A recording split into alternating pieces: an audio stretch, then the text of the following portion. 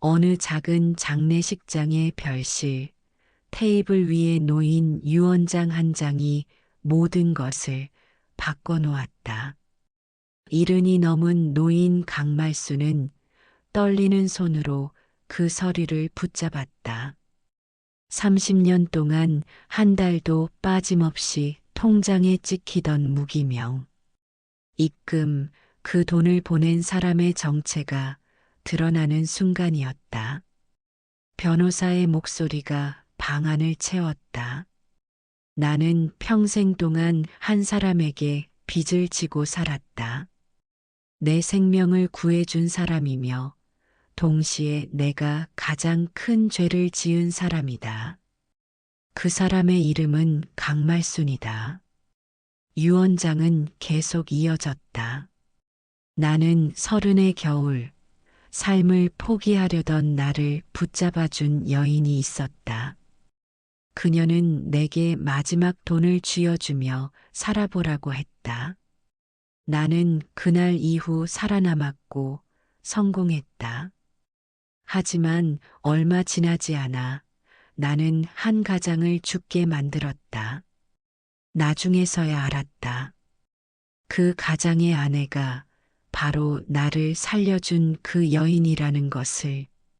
생명의 은인이 바로 자신이 만든 피해자였다는 진실, 그리고 그 죄책감으로 30년을 살아온 한 남자의 고백. 방 안의 공기가 얼어붙었다. 자, 지금부터 무슨 특별한 사연이 있었는지 지금 바로 시작해 보겠습니다. 저는 강말순입니다. 올해 73이죠. 매일 새벽이면 시장에 나가 반찬거리를 사오고 돌아오는 길에 동네 할머니들께 김치며 반찬을 나눠드리며 살아왔어요. 그냥 평범한 할머니처럼 보이시겠지만 제 삶에는 30년 동안 아무에게도 제대로 말하지 못한 비밀이 하나 있었습니다. 그날도 새벽 시장을 다녀오는 길이었어요. 무거운 장바구니를 들고 골목길을 걷는데 옆집 최 할머니가 나오시더라고요. 말순 씨, 또 장 보셨어요? 네, 할머니. 오늘 배추가 좋던데요. 나중에 김치 담그면 갖다 드릴게요. 아이고, 고마워라. 말순 씨는 참 복도 많아. 복이 많다는 말에 저는 그냥 웃고 말았습니다. 복이 많은 게 아니라 그냥 버티고 있는 거였거든요. 집에 돌아와 장바구니를 내려놓고 저는 습관처럼 장롱 깊숙한 곳에서 낡은 가방을 꺼냈어요. 가방 안에는 오래된 통장 한 권이 들어 있었죠. 표지가 너덜너덜해진 통장을 펼치니 빽빽하게 찍힌 입금 내역이 눈에 들어왔습니다. 30년이에요. 30년 동안 한 달도 빠지지 않고 찍혀 있는 입금 내역이었어요. 처음엔 10만 원이었던 금액이 점점 늘어나서 지금은 50만 원씩 들어오고 있었죠. 그런데 이상한 건 보낸 사람 란에는 언제나 무기명 입금이나 현금이라고만 적혀 있다는 거였어요. 이번 달에도 왔네. 저는 혼잣말을 했습니다. 참 고마운 사람. 얼굴 한 번 못 보고. 사실 저는 이 돈의 주인이 누군지 짐작하고 있었어요. 아니, 알고 있었다고 해야 맞겠네요. 하지만 확신할 수는 없었죠. 그저 30년 전 추운 겨울밤에 제가 만났던 그 청년이 아닐까 하는 생각만 했을 뿐이었습니다. 저는 이 돈의 존재를 자식들에게 숨기지 않았어요. 오히려 솔직하게 말했죠. 엄마, 이거 또 들어왔어요? 딸 지영이가 통장을 보더니 걱정스러운 얼굴로 물었습니다. 응, 이번 달에도 들어왔네. 엄마, 요즘 같은 세상에 누가 30년씩 공짜로 돈을 줘요? 이거 혹시 카드론이에요? 대부업체 아니에요? 지영이는 늘 이렇게 걱정했어요. 착한 딸이라 그런 거죠. 그런데 아들 민수는 좀 달랐습니다. 엄마, 이거 불법 아니야? 누가 세금 빼돌리는 거면 우리 다 같이 잡혀가는 거야. 민수는 목소리를 높였어요. 내가 잘못한 건 하나도 없다. 나중에 다 알게 될 거야. 저는 그렇게만 대답했죠. 사실 저도 정확히는 몰랐거든요. 그냥 그 사람이 보내는 거라고만 생각했을 뿐이에요. 이야기는 30년 전으로 거슬러 올라갑니다. 제 나이 39이었을 때예요. 남편이 갑작스러운 교통사고로 세상을 떠났죠. 하루아침에 가장을 잃은 거예요. 장례식장에서 돌아오는 길, 저는 6살 지영이와 4살 민수의 손을 잡고 집으로 왔습니다. 아이들은 아빠가 어디로 갔는지도 제대로 이해하지 못한 채 제 손만 꼭 잡고 있었어요. 남편의 사망보험금도 제대로 받지 못했어요. 빚만 남았죠. 일주일이 지나자 통장 잔액은 바닥났고 아이들 도시락값조차 없었습니다. 그날은 유독 추웠어요.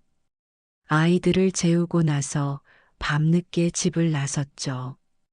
어디론가 가야 할 것 같았어요. 그냥 걷다 보니 강가까지 왔더라고요. 차가운 바람이 얼굴을 때렸습니다.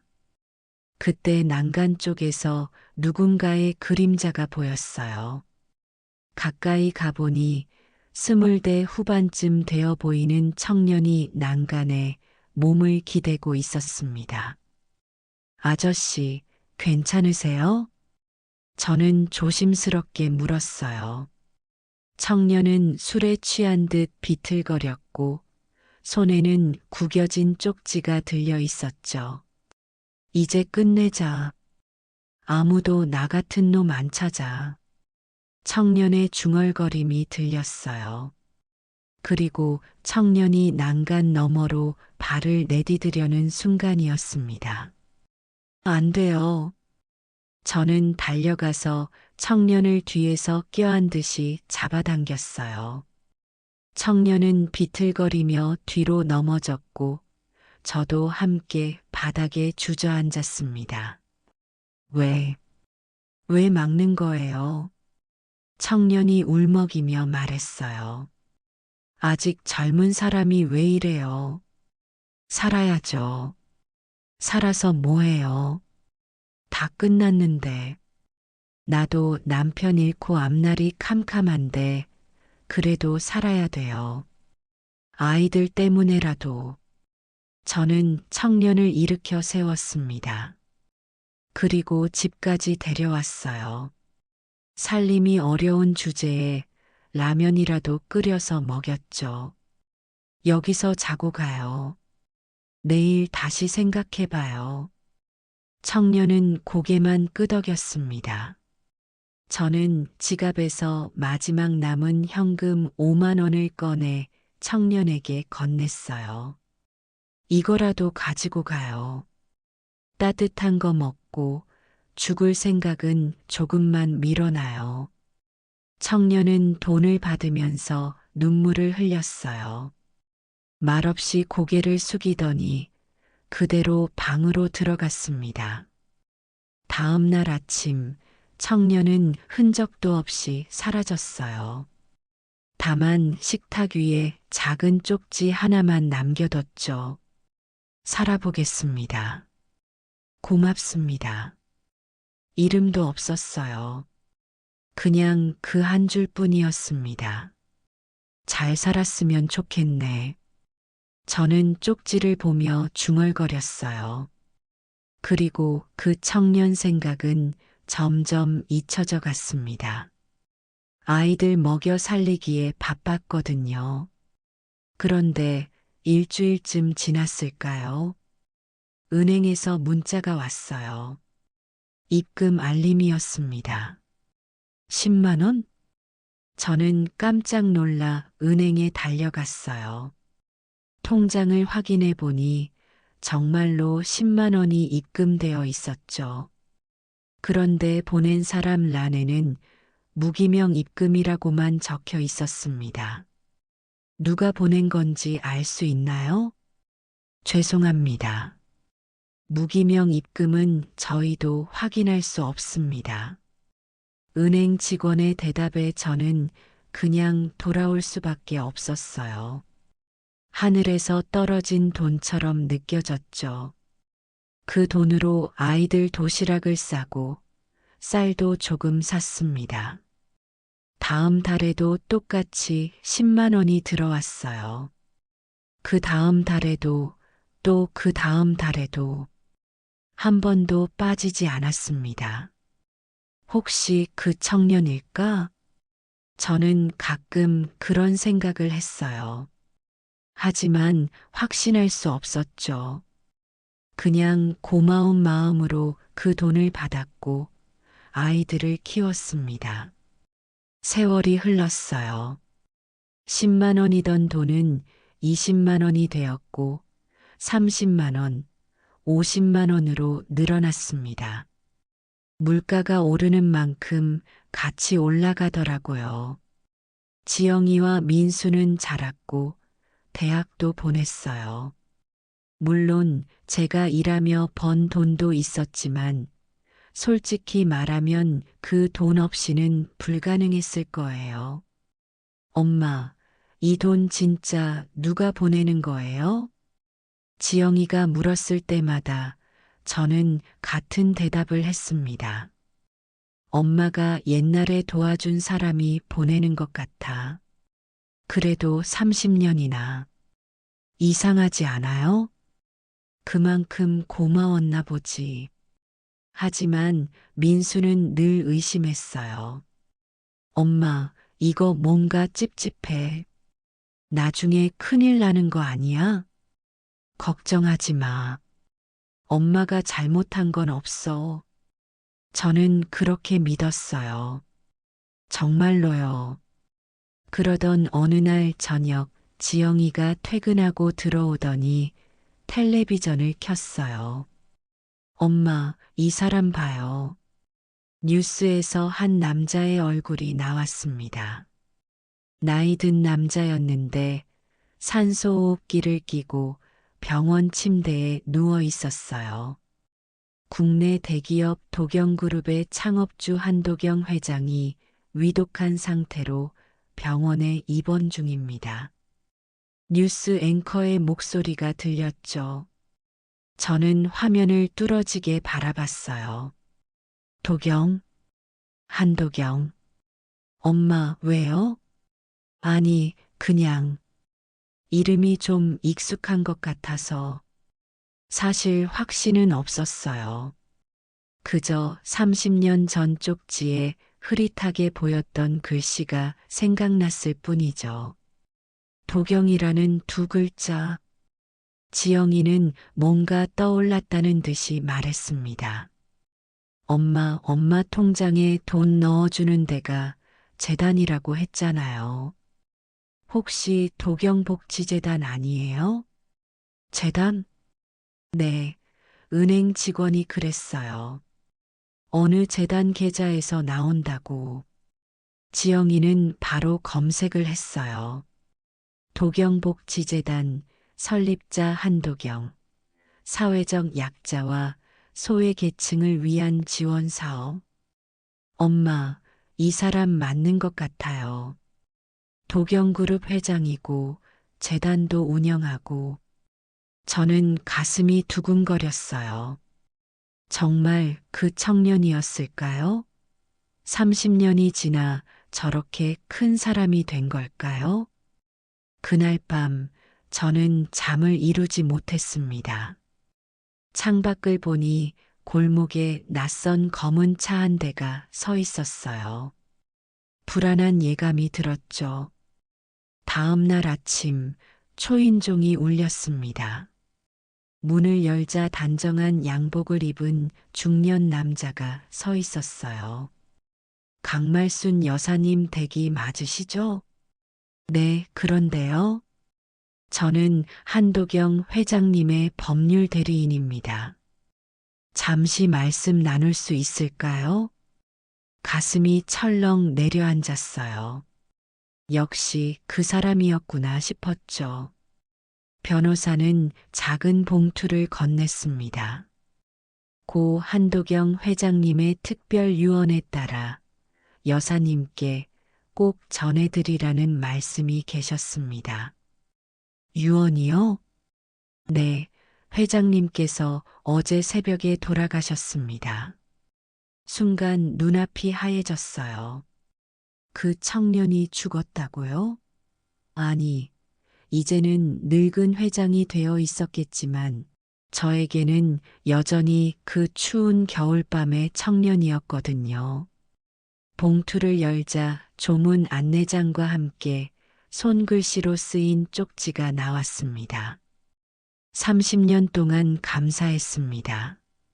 직접 찾아뵙지 못해 죄송합니다. 저는 손이 떨렸어요. 정말 그 사람이었구나. 30년 동안 한 번도 얼굴을 보지 못했지만 한 달도 빠지지 않고 돈을 보냈던 그 사람. 민수가 소리쳤습니다. 봐요. 재벌이잖아요.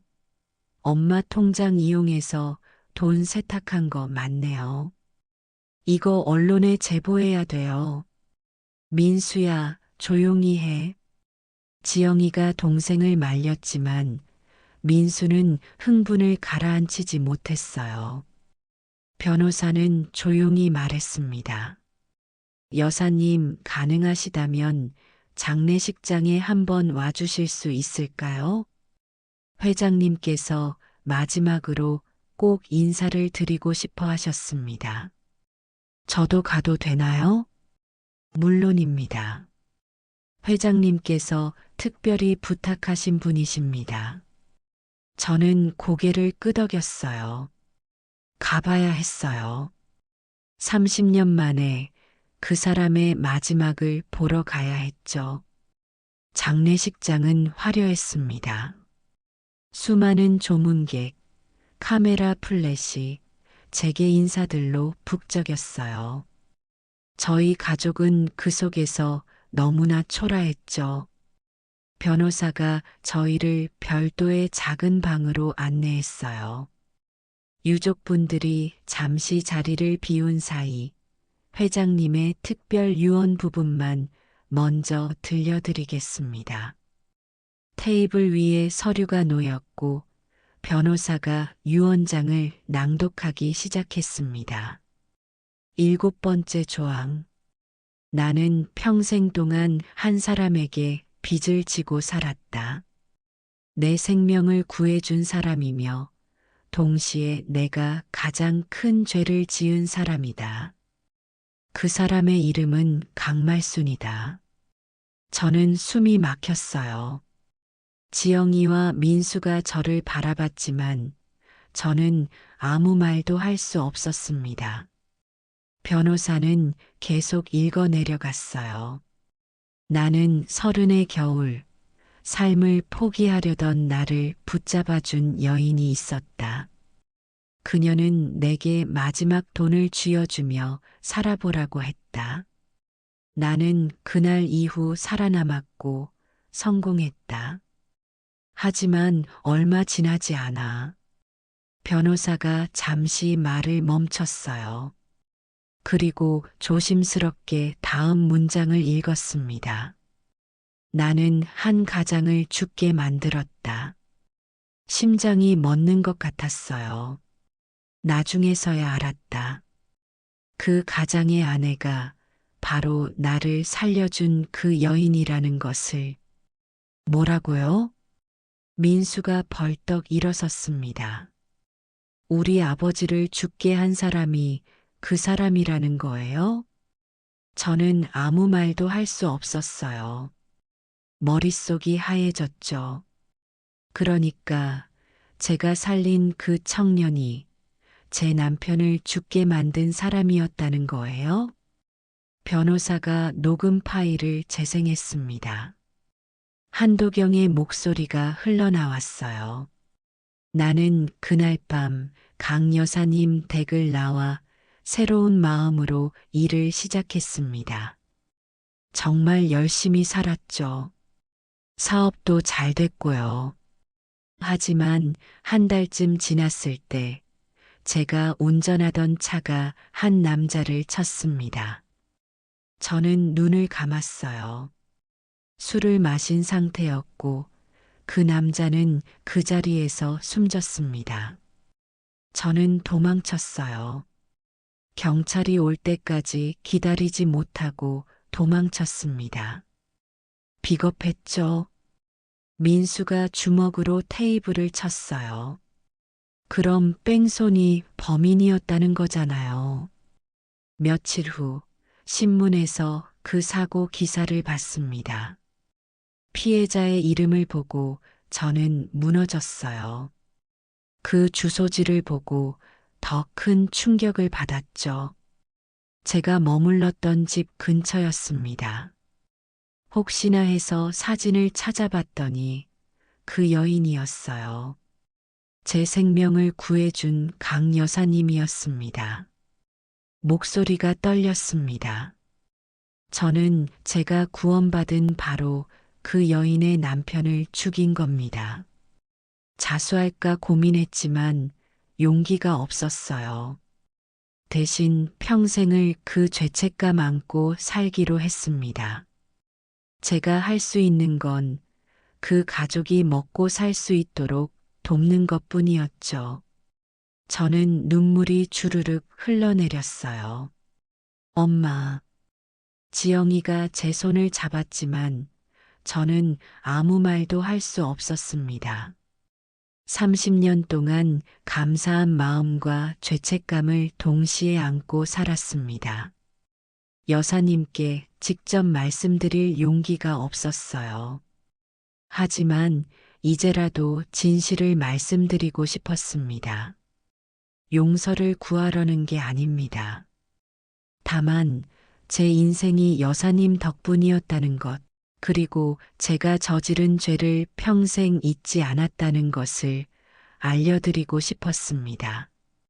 녹음이 끝났어요. 방 안은 침묵만 흘렀습니다. 따라서 제 사후에도 그 가족이 더 이상 궁핍하게 살지 않도록 일정 재산을 남깁니다. 도경복지재단의 일부 운영권도 함께 드리고자 합니다. 변호사가 마지막 문장을 읽었을 때 민수가 소리쳤어요. 우리가 왜 그 돈을 받아야 돼요? 아버지 목숨값이에요? 이건 뇌물이에요. 민수야, 진정해. 진정하라고요? 우리 아버지 죽인 사람 돈으로 30년을 산 거잖아요. 엄마는 어떻게 그 돈을 받을 수 있었어요? 민수의 말에 저는 가슴이 찢어지는 것 같았어요. 아이 말이 맞았거든요. 집으로 돌아온 후 저는 통장과 유언장을 식탁에 올려놓고 하염없이 바라봤습니다. 밤새도록 잠을 이루지 못했어요. 이 돈 덕분에 아이들 굶기지 않고 학교도 보냈는데 저는 혼잣말을 했습니다. 그런데 이 돈이 들어오기 시작한 건 남편이 죽고 난 뒤였어. 그럼 내가 먹여 살린 건 우리 가족이 아니라 그 사람의 죄책감이었나? 가슴이 무너져 내렸어요. 내가 살린 사람이 내 남편을 죽였다는 사실, 그리고 그 돈으로 30년을 살았다는 사실이 너무 견디기 힘들었습니다. 며칠 후 민수가 또 찾아왔어요. 엄마, 우리 이거 고소하자. 재벌이라고 다 봐줘? 지금이라도 언론 터뜨려서 사과받자고. 민수야, 아버지 죽고 우리가 어떻게 살았는데. 그 사람은 재벌 되고 잘 살았잖아. 이게 말이 돼요? 지영이가 조용히 말했습니다. 오빠, 물론 잘못한 건 맞아. 근데 그 사람이 그냥 도망만 칠 수도 있었잖아.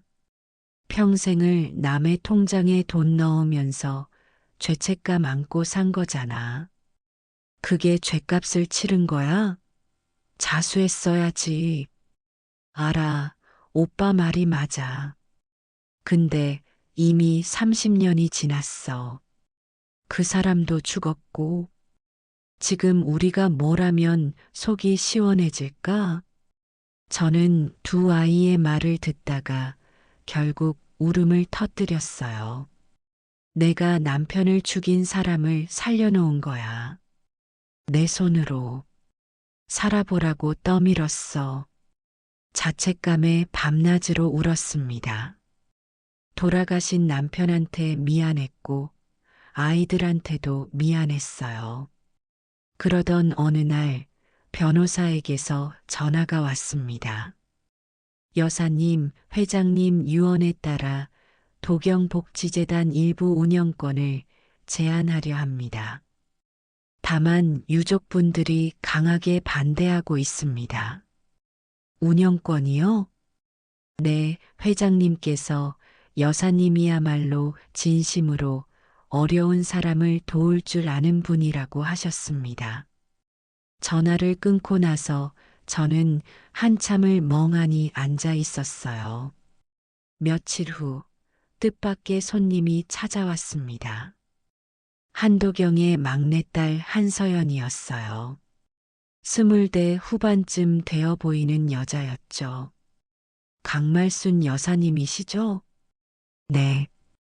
저는 한도경의 딸 한서연입니다.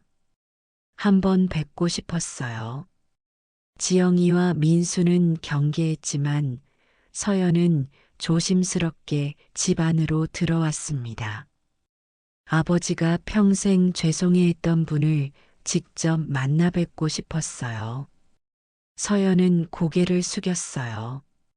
저희 가족은 아버지가 어떤 비밀을 안고 사셨는지 몰랐어요. 유언장을 보고 나서야 알았죠. 미안해요, 아가씨. 아니에요, 여사님. 제가 미안해요. 아버지가 큰 잘못을 했어요. 용서를 구할 자격도 없다는 거 알아요. 서연의 눈에도 눈물이 맺혔습니다. 하지만 아버지가 그날 여사님을 만나지 못했다면 저도 이 세상에 없었을 거예요. 그것만은 감사드리고 싶었어요. 저는 서연을 바라봤어요. 죄 없는 아이였죠. 아버지가 손수 쓰신 일기장을 읽었어요. 평생 여사님께 죄송해 하셨어요. 돈을 보내는 게 속죄라고 생각하지 않으셨대요. 그냥 조금이라도 도움이 되길 바랐을 뿐이라고. 서연은 작은 공책 하나를 꺼냈습니다. 이거 여사님께 드리고 싶어요. 아버지의 마지막 편지예요. 공책을 펼치니 떨리는 글씨로 쓰인 편지가 있었어요. 강 여사님께 저는 용서받을 자격이 없습니다. 다만 이것만은 알아주셨으면 합니다. 여사님이 건네신 따뜻한 국 한 그릇이 제 인생의 첫 번째 재산이었습니다. 그 따뜻함으로 저는 살아남았고 사람이 될 수 있었습니다. 하지만 제가 여사님께 돌려드린 건 고통뿐이었죠. 평생 갚아도 모자랄 빚입니다. 언젠가 제 돈이 누군가의 국 한 그릇이 되길 바랍니다. 한도경 올림. 저는 편지를 읽으며 또 눈물을 흘렸어요. 여사님, 부탁이 있어요. 서연이 말했습니다. 아버지가 남긴 재단의 일부를 정말 필요한 분들을 위해 써주세요. 아버지는 그걸 원했을 거예요. 민수가 벌떡 일어났습니다. 재단이고 뭐고 필요 없어요. 아버지 사건부터 다시 들춰내야죠. 우리 피해자였다고요. 민수야. 제가 아들을 불렀습니다. 그만해. 이미 다 지난 일이야. 엄마는 그래도 돼요? 아버지 죽인 사람 돈으로 살았는데 나도 괴로워. 하지만 이미 죽은 사람한테 우리가 뭘 더 빼앗으면 속이 시원해질까? 지영이가 말했어요. 엄마 말이 맞아. 그 사람이 30년 동안 보낸 돈 때문에 우리가 버틴 것도 사실이잖아. 저는 동네 경로당에 가서 어르신들께 이 이야기를 꺼냈어요. 내가 젊었을 적에 어떤 청년을 말렸어요. 그 청년이 나중에 우리 남편을 죽였대요. 그리고는 30년 동안 우리 가족을 먹여 살렸고요. 어르신들은 놀라셨지만 한참을 듣더니 말씀하셨어요. 사는 게 그렇지 뭐. 다 빚지고 사는 거지. 그래도 그 사람 도망만 치지 않고 평생 속죄했잖아. 용서라는 게 누굴 위해 있는지. 그게 문제지. 김할머니가 제 손을 잡으셨어요. 말순 씨, 그 돈 이제 다른 사람 위에 써봐. 그럼 조금은 마음이 편해질 거야. 저는 고개를 끄덕였습니다. 그래, 그렇게 해야겠다고 생각했어요. 며칠 후, 저는 서연과 변호사를 만났습니다. 재단 운영권은 사양하겠어요. 대신 일부 지원금으로 작은 무료 급식소를 열고 싶어요. 무료 급식소요? 네, 가난한 노인분들, 아이들, 누구나 와서 따뜻한 밥을 먹을 수 있는 곳이요. 서연이 환하게 웃었습니다. 아버지가 정말 좋아하셨을 거예요. 몇 달 후, 허름한 골목 한켠에 작은 간판이 걸렸어요. 말순이 밥집이라는 이름이었죠. 할머니, 오늘도 국이 맛있어요.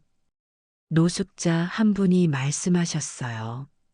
많이 드세요. 따뜻하게 드셔야죠. 지영이는 회계를 도와주고 민수는 주방에서 밥을 퍼주었어요. 처음엔 재단을 욕하던 민수도 조금씩 마음을 열었죠. 엄마, 오늘 또 애들 많이 왔어. 그래, 다행이다. 어느 날 저는 마지막으로 남은 옛날 통장을 꺼내 들었어요. 잔액은 거의 남지 않았고 빽빽하게 찍힌 입금 내역만 가득했죠. 맨 마지막 장을 넘기니 작은 글씨로 쓰인 메모가 눈에 들어왔습니다.